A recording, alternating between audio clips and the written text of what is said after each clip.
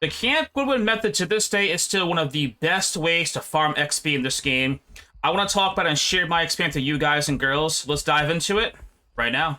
Now, like I said, this method is nothing new. However, I have actually found a way to manipulate a little bit more to find more ghosts, and I was able to generate myself over 75,000 experience per hour. So if you're trying to get some quick cash or get Prestige 20, stick around for the video. Now, first things first, to get this multiplier right here, the first thing you want to do is actually click this little, draw symbol, go up here to presets, click Apocalypse 3. This is going to help you actually maximize everything. Once you have that, you want to come down and make sure you change your player speed to 100%, unless you're comfortable with 50, but that's your choice. Keep sprinting off, come to the ghost speed, put the ghost speed to 100%. After that, you want to go down here and change it to where the hunt duration is to medium. Once that happens, you go to contract. The weather is your choice. Now, I put mine personally on windy for 12.97 total. You could use something higher like heavy rain if you choose, or random, light rain. It's actually your choice on what you want to do, but I feel more comfortable with windy. It'll probably be a good idea to put your weather to foggy, only because it's be easier to see. Now, if you have a NVIDIA GPU, you can actually have your settings, if you do Alt and F3, go from looking like this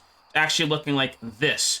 If you have a NVIDIA with GeForce, this is so much easier. Again, if you have it, if you're not, I'm sorry, you're out of luck for that part. Now, the ghosts that I have crossed off right here are typically ghosts that you're not going to be able to determine from a 1-2 minute hunt. The whole point of this is zero sanity, which means the ghost hunts you right away. Now, typically some of these ghosts you actually could test for, meaning a demon with if it hunts you a certain like 60 seconds radius, or if the crucifix gets burned, twice as fast within 20 seconds. But honestly, they're very difficult. So if you're in a situation where you cannot determine which ghost, take your best shot. It could be an Onryo, it could be a Goryo, Shade. Honestly, personally, I get mares a lot, so you could go with that. The other ghosts right here are ones that are very easy to distinguish, whether they're speed related, they step in salt, they have certain blinks like a Phantom and Oni. Riven has also very distinguishing traveling speed, so you can tell exactly what it is. The twins could be a little bit tricky, but these are ones you can typically test for. First things first, when you load into the map, the very first thing you want to do is grab the video camera,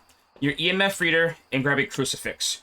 You're going to come over to the gate right here, taking out your video camera. You're going to look for orbs. Because we're playing on zero evidence mode, if you happen to see a ghost orb like we see right here in a previous video, you know for 100% fact that that is going to be a mimic. Now, depending on your objectives, you could of course go for those extra cash. If not, it's okay. Once you're satisfied seeing that you may not have orbs, you drop it, you throw the EMF reader over the fence. This is the check for a Raichu. You throw your crucifix to protect you from roaming ghosts like a Phantom, a Banshee, but also a Wraith. You want to come back over here, you grab your igniter, you grab 2 smudge sticks, and you grab salt. Salt is the test for a Wraith, and your smudge sticks is to keep you alive, of course.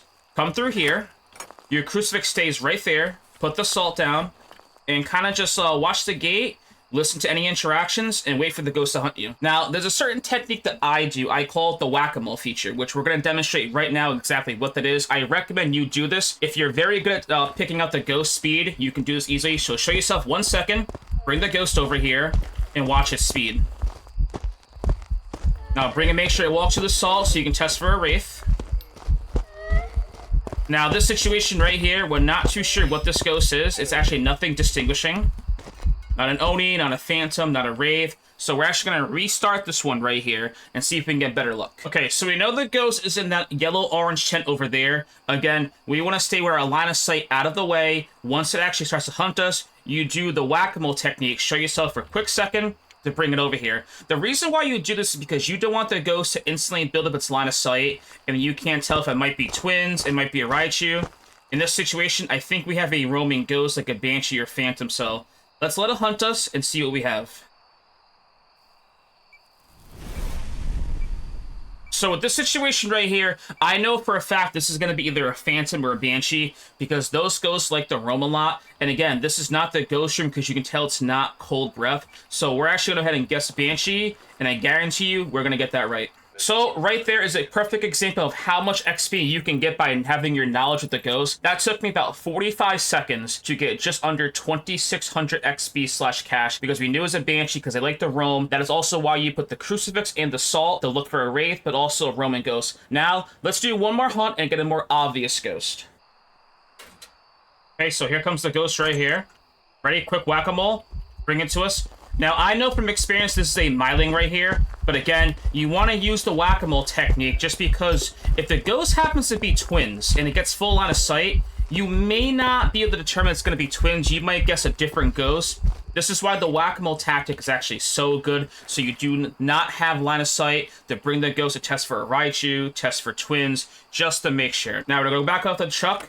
We're going to look at our objectives. We're going to have 2 of these. It's going to be a myling, and look how much XP we get in just about maybe a minute or so. Just like that, it's a myling. We got 4,000 XP / cash. We knew it was a myling because a myling is very hard to hear. Over 12 meters, it actually becomes almost silent, so you can't hear anything. Now, that game right there took us 1 minute and 12 seconds from start to finish when we went at the gate. So for 1 minute, 12 seconds, we got 4,000 cash and XP. This is why the Camp Woodwind method is honestly still the #1 method for you in order to get level ups, get prestige, get cash. And we're currently on the goal to level 20 prestige, which I think in about 1 week we'll get that. So far, it's been honestly pretty amazing. The one thing about this method, I would say, it's very difficult to do as a level 1, but it is possible. You just won't have Salt, Crucifix, Smudge, but you could play Whack-A-Mole after the hunt's halfway over, bring it to you, loop the ghost around. It's very risky, but I would try to at least get a Crucifix and Smudge Sticks first, just so you can actually maximize your XP per hour. I've been doing this method for the past, 6 days. We went from Prestige 4 to Prestige 12 right now.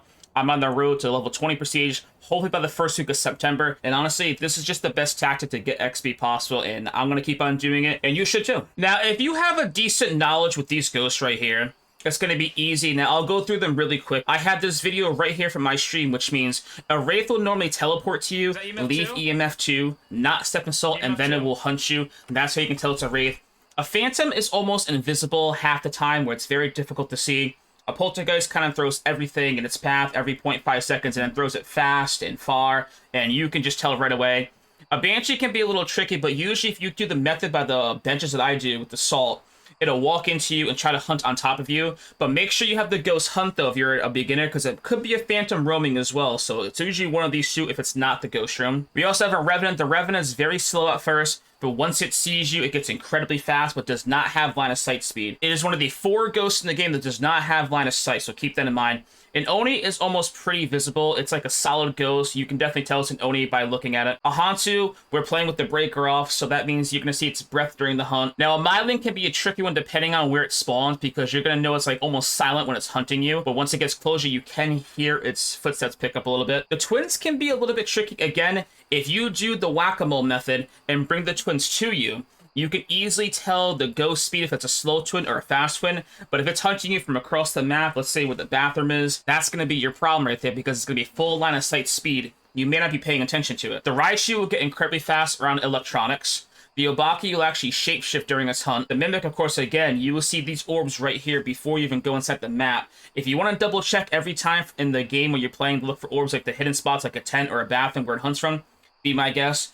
A Moroi is a very fast ghost with line of sight speed, but it also can be smudged for 7.5 seconds, while every other ghost is only 5 seconds. A Deogen, you're going to know a Deogen. It knows where you are 24/7. The ghost sprints to you, but once it gets to you, you can outwalk a Dio. And the Fae is one of the few fastest ghosts in the game. It has no line of sight buildup, but is incredibly fast. As far as some of these ghosts, like for a Spirit, Jin, Shade, if you want to wait the 3 minutes, if you cannot determine what ghost it's going to be, like you tried a couple hunts, and you want to rule maybe a Spirit timer for 3 minutes, or a Demon with the 60 seconds for the Smudge, or 20 seconds from a Crucifix burn, you can take a guess, or an Onryo with the candles, but I wouldn't honestly waste my time. The whole point is to go into the game, take one look at the ghost based on its speed, what it looks like, is it visible, and get out and get back as fast as possible. Again, I have managed one time to make up to 90,000 experience per hour by doing this method. Hope you guys enjoy. Happy hunting.